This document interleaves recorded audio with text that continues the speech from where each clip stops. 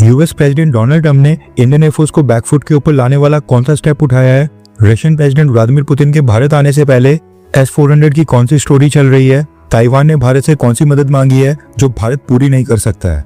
और एमका fighter jet की latest update क्या आ रही है? काफी सारी इंपॉर्टेंट न्यूज आ रही हैं जो आपको मेन स्ट्रीम के न्यूज चैनल्स के ऊपर भी देखने को नहीं मिलेंगी, इसलिए वीडियो को एंड तक देखिएगा।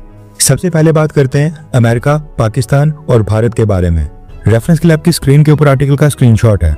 न्यूज निकल कर आ रही है कि पाकिस्तान ने अमेरिका को रेयर अर्थ मिनरल्स की पहली शिपमेंट की डिलीवरी कर दी है। रिपोर्ट के मुताबिक पाकिस्तान ने एंटीमोनी, कॉपर कंसंट्रेट, नियोडाइमियम और प्रेसोडाइमियम की ह्यूज क्वांटिटी भेजी है। अभी जो रेयर अर्थ मिनरल्स हैं, इनका यूज सेमीकंडक्टर से लेकर high strength magnets, batteries, defence alloys और इलेक्ट्रिकल अप्लायंसेस बनाने में किया जाता है और ये आइटम्स आगे चलकर बहुत ही क्रूशियल आइटम्स को मैन्युफैक्चर करने में आगे भी इस्तेमाल होती हैं। हैरानी वाली बात यह है कि शहबाज शरीफ और आसिम मुनीर ने अभी कुछ ही हफ्ते पहले व्हाइट हाउस में डोनाल्ड ट्रंप को रेयर अर्थ मिनरल्स दिखाए थे, जो इन्होंने एक ब्रीफ केस में साथ लिए थे।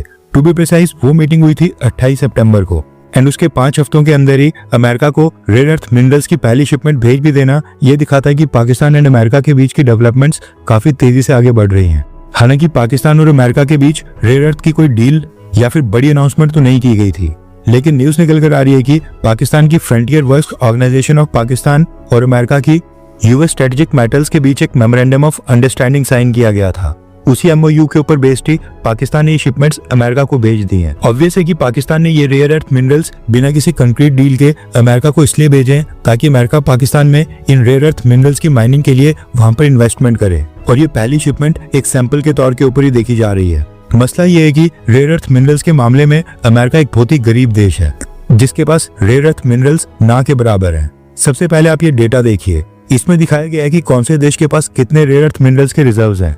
इस लिस्ट में सबसे टॉप के ऊपर है चाइना, उसके बाद Brazil, Russia and even Bharat भी इस लिस्ट में अमेरिका के ऊपर आता है, लेकिन अमेरिका के पास बहुत ही कम रिजर्व्स हैं। मसला ये है कि रेयर अर्थ एलिमेंट्स का इस्तेमाल बहुत ही इंपॉर्टेंट और क्रूशियल इंडस्ट्रीज में किया जाता है। Semiconductors, electronics, electric vehicles, renewable energy, defence equipment, ammunitions, space industry, aerospace, automotive, medical equipment, oil and chemical refineries, glass and ceramics, consumer appliances और कई सारी इंडस्ट्रीज हैं जो स्ट्रेटेजिक तौर के ऊपर इंपॉर्टेंट होती हैं और वहां पर रेयर अर्थ का इस्तेमाल किया जाता है। ऐसे में अमेरिका को रेयर अर्थ के लिए दूसरी कंट्रीज के ऊपर डिपेंड होना पड़ता है एंड स्पेशली चाइना के ऊपर, क्योंकि इस समय रेयर अर्थ की सबसे ज्यादा माइनिंग भी चाइना ही कर रहा है। अब हुआ ये कि रिसेंटली डोनाल्ड ट्रंप के साथ टैरिफ वॉर के कारण चाइना ने अपने रेयर अर्थ की सप्लाईज रोक दी थी और उनके ऊपर काफी रिस्ट्रिक्शंस लगा दी थी। इसलिए पाकिस्तान ने अमेरिका को ऑफर किया है कि हम आपको बलूचिस्तान से रेयर अर्थ मिनरल सप्लाई करते रहेंगे, अमेरिका बस डिफेंस इक्विपमेंट, एम्यूनिशंस और इंटेलिजेंस की सपोर्ट पाकिस्तान को दे। फिलहाल तो पाकिस्तान का प्लान पूरी तरह से काम करते दिखाई दे रहा है, लेकिन ये देखना भी इंटरेस्टिंग होगा कि डोनाल्ड ट्रंप और आसिम मुनीर का ब्रोमांस ये कब तक चलता है। इसके अलावा एक और बड़ी न्यूज निकल कर आ रही है जो Bharat and specially Indian air force के लिए बहुत ही बड़ी टेंशन की बात है। रेफरेंस के लिए आपकी स्क्रीन के ऊपर आर्टिकल का स्क्रीनशॉट है। दरअसल न्यूज निकल कर आ रही है कि अमेरिका ने पाकिस्तान को beyond visual range air to air missiles की फ्रेश सेल का अप्रूवल दे दिया है, जो कि पाकिस्तान के F-16 फाइटर जेट्स के ऊपर फिट की जाती हैं। दरअसल अमेरिका के डिपार्टमेंट ऑफ डिफेंस ने $41.6 बिलियन की वर्थ का एक डिफेंस अप्रूवल पास किया है, जिसमें बताया गया है कि साल 2030 तक अमेरिका कौन कौन से देशों को beyond visual range missile supply करेगा, यानी कौन कौन से देश की रिक्वेस्ट को अप्रूव कर दिया गया है। इस लिस्ट में नाटो देशों के साथ साथ जापान, इजराइल, साउथ कोरिया और ऑस्ट्रेलिया के बाद पाकिस्तान का भी नाम शामिल है, यानी अमेरिका की तरफ से पाकिस्तान को भी अप्रूवल दे दिया गया है। डॉक्यूमेंट के मुताबिक अमेरिका साल 2030 तक पाकिस्तान को AMRAAM beyond visual range missile supply करता रहेगा। और भारत के लिए सबसे कंसर्निंग बात यह है कि इस बार जो अमेरिका के डिपार्टमेंट ऑफ डिफेंस ने एमराम मिसाइल्स का जो सेल्स अप्रूवल दिया है, वो सबसे एडवांस्ड 120 एमराम के C8 वर्जन के साथ साथ D3 वेरिएंट का भी दे दिया है। ये जो D3 वेरिएंट है, ये पहले यूएस एयरफोर्स और यूएस नेवी के पास ही होता था, लेकिन अब अमेरिका इस D3 वेरिएंट को एक्सपोर्ट भी कर रहा है। अभी जो एमराम का सबसे एडवांस D3 वेरिएंट है, ये C8 के कंपैरिजन में 50% ज्यादा रेंज देता है। C8 की रेंज 100 से 120 किलोमीटर की बताई जाती है, जबकि D3 वेरिएंट के ऑपरेशनल रेंज अराउंड 160 किलोमीटर से लेकर 180 किलोमीटर के आसपास है। और ये मिसाइल्स मिलना पाकिस्तान के लिए वाकई में बहुत ही बड़ी अचीवमेंट है, क्योंकि ऑपरेशन सिंदूर में पाकिस्तान के काफी सारे रिसोर्सेज एग्जॉस्ट हो गए थे, मगर अब अमेरिका ने रिपेयर्स के साथ साथ पाकिस्तान की मिसाइल्स का स्टॉक भी वापस से फुल करने का फैसला कर लिया है। और मोर इम्पोर्टेंट, ये जो सेल्स अप्रूव की गई हैं, ये साल 2030 तक अप्रूव की गई हैं, यानी कि साल 2030 तक पाकिस्तान को बियॉन्ड विजुअल रेंज एमराम मिसाइल्स मिलती रहेंगी। नेक्स्ट अपडेट आ रही है अडानी ग्रुप को लेकर। न्यूज निकल कर आ रही है कि सेंट्रल टैक्स अथॉरिटीज ने अडानी ग्रुप की कंपनी अडानी डिफेंस सिस्टम के खिलाफ टैक्स इवेजन यानी कि टैक्स चोरी को लेकर इन्वेस्टिगेशन स्टार्ट कर दी है। रिपोर्ट्स के मुताबिक अडानी डिफेंस सिस्टम कंपनी के ऊपर आरोप है कि कंपनी ने $9 मिलियन यानी कि 77 करोड़ रुपीस के करीब की टैक्स चोरी की है। अभी ये बस आरोप है, इन्वेस्टिगेशन स्टार्ट कर दी गई है लेकिन कुछ प्रूव नहीं हुआ है। आरोपों के अकॉर्डिंग अडानी डिफेंस सिस्टम्स ने मिसाइल्स के कुछ कंपोनेंट्स दूसरी कंट्री से इंपोर्ट किए थे एंड उनके ऊपर इंपोर्ट ड्यूटी पे नहीं की थी। जब ये मिसाइल पार्ट भारत में इंपोर्ट किए गए थे तब अडानी डिफेंस सिस्टम ने क्लेम किया था कि वो कंपोनेंट्स एक्साइज ड्यूटी और टैक्स एग्जेम्प्टेड है। मसला ये है कि भारत में short range surface to air missiles के ऊपर 10% का इंपोर्ट टैक्स और 18% का लोकल टैक्स एप्लीकेबल है, लेकिन जो लॉन्ग रेंज मिसाइल्स हैं उनके ऊपर कोई भी टैक्स नहीं लगता है, वो एग्जेम्प्टेड है। एंड ऐसा माना जा रहा है कि अडानी डिफेंस सिस्टम ने क्लेम किया था कि ये long range missile defence system के कंपोनेंट्स की कैटेगरी में फॉल करते हैं, इसलिए इनके ऊपर इंपोर्ट ड्यूटी नहीं लगेगी। अब ये केस आगे कहां तक जाता है वो तो खैर पता नहीं, लेकिन इस केस में $9 मिलियन की टैक्स इवेजन हुई है। इसका मतलब है कि अगर ये प्रूव हो जाता है कि अडानी डिफेंस सिस्टम ने $9 मिलियन का टैक्स इवेजन किया है तो इसका 100% पेनल्टी के तौर पर लिया जाएगा, यानी कि टोटल $18 मिलियन, जो कि 144 करोड़ रुपीस के आसपास बनते हैं, इतना फाइन लगेगा। नेक्स्ट अपडेट आ रही है भारत के स्टेल्थ फाइटर जेट प्रोग्राम एमका को लेकर। न्यूज निकल कर आ रही है कि एमका स्टेल्थ फाइटर जेट्स का जो ब्रेकिंग सिस्टम और टायर्स होंगे उनको तेजस मार्क 2 के वेरिएंट से बोरो करने का फैसला किया गया है। रिपोर्ट्स के मुताबिक एमआरएफ कंपनी जो तेजस मार्क 2 के लिए टायर्स मैन्युफैक्चर कर रही थी उन्हीं को कहा गया है कि वही एमका स्टेल्थ फाइटर जेट के हैवियर फ्रेम और इसकी स्टेल्थ रिक्वायरमेंट्स के अकॉर्डिंग एक नया टायर डेवलप करें। इसके साथ ही कार्बन ब्रेकिंग सिस्टम को भी अपग्रेड किया जाएगा क्योंकि एमका स्टेल्थ फाइटर जेट का वेट तेजस मार्क 2 से ज्यादा होगा। कहने का मतलब है कि एमका के कई सारे सब सिस्टम्स तेजस मार्क 2 के ऊपर ही बेस्ड होंगे, यानी कि तेजस मार्क 2 के कुछ सब सिस्टम्स का इस्तेमाल एमका में किया जाएगा। अब ये फैसला इसलिए किया गया है ताकि नए सब सिस्टम्स दोबारा से डेवलप करने में बिल्कुल भी टाइम वेस्ट ना हो और डेवलपमेंट कॉस्ट कटिंग भी हो जाए, इसलिए तेजस मार्क 2 वेरिएंट के सब सिस्टम्स का भी इस्तेमाल हो जाएगा। आपको क्या लगता है कि क्या ये सही फैसला है, हाँ या फिर ना? नीचे कमेंट करके अपनी राय जरूर बताएं। नेक्स्ट अपडेट आ रही है भारत और रशिया को लेकर। रेफरेंस के लिए आपकी स्क्रीन के ऊपर हिंदुस्तान टाइम्स के आर्टिकल का स्क्रीनशॉट है।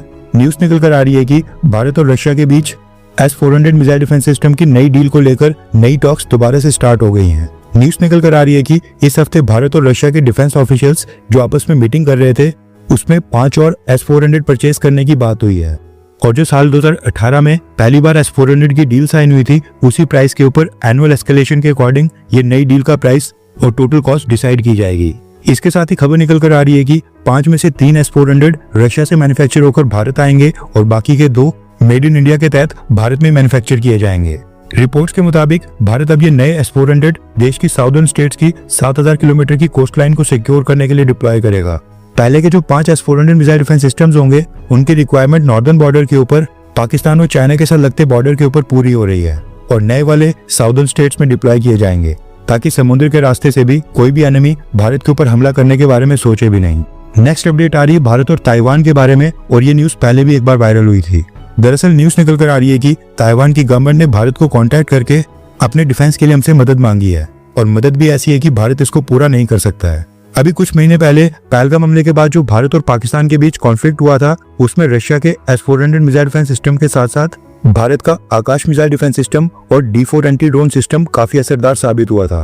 खासकर जो भारत का D4 एंटी ड्रोन सिस्टम है वो टर्की और चाइना के ड्रोन्स और लाइटिंग मनीशंस के खिलाफ बहुत ही लीथल साबित हुआ था, और ऑपरेशन सिंदूर के समय इसकी सक्सेस को लेकर काफी आर्टिकल्स भी छपे थे। अभी जो D4 एंटी ड्रोन सिस्टम है इसको DRDO और भारत इलेक्ट्रॉनिक्स लिमिटेड ने साथ में मैन्युफैक्चर किया है, और इसकी खास बात यह है कि इसमें सॉफ्ट किल और हार्ड किल दोनों का ही ऑप्शन है, यानी कि एनिमी के ड्रोन्स के इलेक्ट्रॉनिक सिग्नल्स को जैम करने के बाद GPS स्पूफिंग करने में भी सक्षम है। एंड इसमें laser based direct energy weapons भी लगे हैं जो लेजर बीम की मदद से एनिमी के ड्रोन्स को गिरा सकते हैं। अब होता क्या है कि हथियार तो कई सारे देश बना लेते हैं, लेकिन उनका असली टेस्ट वॉर के दौरान बैटलफील्ड के ऊपर ही होता है। एंड इस D4 एंटी ड्रोन सिस्टम की कैपेबिलिटीज ऑपरेशन सिंदूर के समय पूरी दुनिया ने देख ली है, जिसके बाद अब ताइवान ने भारत के D4 एंटी ड्रोन सिस्टम में इंटरेस्ट शो किया है।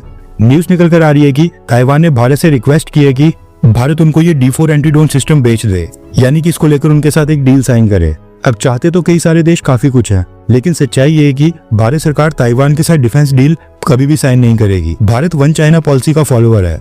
2 कंट्रीज के बीच डिफेंस टाइज का जो सबसे बेसिक स्टैंडर्ड होता है वो होता है एक दूसरे देश में मिलिट्री अटैचेज या फिर डिफेंस अटैचेज को तैनात करना, और भारत ने तो ताइवान के साथ वो तक नहीं किया है। हाँ, ये पॉसिबिलिटी है कि हम ऑफ द टेबल जाकर कंप्लीटली अनऑफिशियल मैनर में ताइवान को D4 एंटी ड्रोन सिस्टम की वर्किंग के बारे में बता दें और एक सिमिलर तरह का नया एंटी ड्रोन सिस्टम बनाने में थोड़ी सी हेल्प कर दें, ताकि वो भी चाइनीज ड्रोन और चाइनीज म्यूनिशंस को मार गिराने में सक्सेसफुल हो जाएं। अब इस चीज की पॉसिबिलिटी है क्योंकि ताइवान सेमीकंडक्टर से लेकर डेटा सेंटर्स और कई सारे क्रिटिकल सेक्टर्स में भारत की लगातार मदद कर रहा है। लेकिन कुछ लोग भारत में जो सपना देख रहे हैं कि भारत और ताइवान के बीच एक डिफेंस डील साइन होगी, ऐसा कभी नहीं होने वाला है। हर 24 घंटे के अंदर जियोपॉलिटिक्स में बड़े फेरबदलाव और उलटफेर हो रहे हैं और भारत के लिए नए चैलेंजेस आ रहे हैं। कोई देश अपने फैसले से पलट रहा है तो कोई देश ब्लैकमेलिंग के ऊपर उतर आया है। सभी देश एक दूसरे को नीचे लगाने की कोशिश कर रहे हैं। इन सब के बीच हमारा भारत किसी भी देश से पीछे न रह जाए, इसके लिए मोदी सरकार लगातार कोशिशें कर रही है। एंड भारत की foreign policy, defence news, economy और ग्लोबल अफेयर्स का सही एनालिसिस हमारे चैनल इंडियन अफेयर्स का मिशन है और ये मिशन आपके सपोर्ट के बिना अधूरा है। इंडियन अफेयर्स हिंदी के ऊपर हम सभी फैक्ट्स और डेटा बिल्कुल सरल भाषा में एनालाइज करते हैं, बिना किसी एजेंडा के। अगर आप चाहते हैं कि इंडियन अफेयर्स का सही और ऑथेंटिक एनालिसिस आप तक लगातार पहुंचे, तो इस वीडियो को लाइक करें और हमारे चैनल इंडियन अफेयर्स को सब्सक्राइब करके बेल नोटिफिकेशन ऑन करना मत भूलिए। आपका एक लाइक हमारे चैनल को ग्रो करने में काफी मदद करेगा और एक सब्सक्राइब ये सुनिश्चित करेगा कि आप किसी भी इंपॉर्टेंट अपडेट को मिस ना करें।